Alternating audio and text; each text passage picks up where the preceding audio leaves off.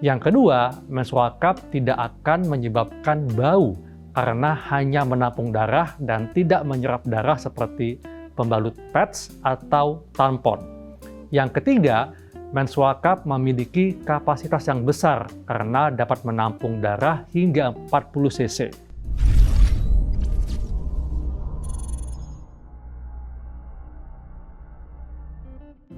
Menstrual cup adalah pengganti pembalut biasa yang kita kenal seperti pads atau tampon. Dan menstrual cup berbentuk seperti cangkir atau corong yang fungsinya adalah untuk menampung darah haid. Berbeda dengan pembalut biasa yang berbentuk pads atau tampon yang berfungsi untuk menyerap darah haid. Kelebihan dari menstrual cup antara lain, yang pertama adalah lebih tahan lama.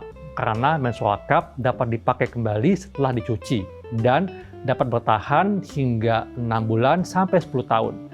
Dan menstrual cup terbuat dari bahan lateks atau silikon. Yang kedua, menstrual cup tidak akan menyebabkan bau karena hanya menampung darah dan tidak menyerap darah seperti pembalut pads atau tampon. Yang ketiga, menstrual cup memiliki kapasitas yang besar karena dapat menampung darah hingga 40 cc. Berikutnya, menstrual cup akan membantu menjaga keseimbangan pH di vagina karena hanya menampung darah dan tidak menyerap darah haid. Dan tentunya menstrual cup akan lebih aman dibandingkan pembalut yang harus diganti setiap saat.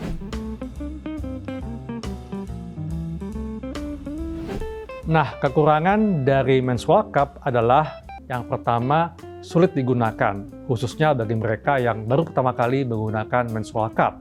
Yang kedua, berpotensi lebih berantakan, terutama pada saat melepas menstrual cup, karena darah berpotensi untuk tercecer. Yang ketiga, perlu waktu untuk menemukan ukuran yang pas, dan terutama cukup sulit bagi perempuan yang belum pernah melahirkan. Dan yang berikutnya, menstrual cup butuh perawatan ekstra karena dapat digunakan kembali.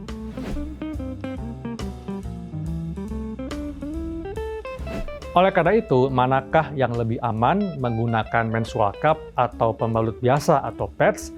Nah, semuanya disesuaikan dengan kondisi masing-masing. Jika Anda memiliki darah haid yang cukup banyak, maka Anda dapat menggunakan menstrual cup. Namun jika Anda tidak memiliki darah haid yang begitu banyak, maka dapat menggunakan pembalut biasa atau pads atau tampon. Dan ingat, untuk Anda yang belum pernah melahirkan, mungkin akan cukup sulit ketika pertama kali menggunakan menstrual cup. Nah, demikianlah pembahasan kita mengenai menstrual cup. Saya Dr. Hekalan Syari dan sampai ketemu di pembahasan berikutnya.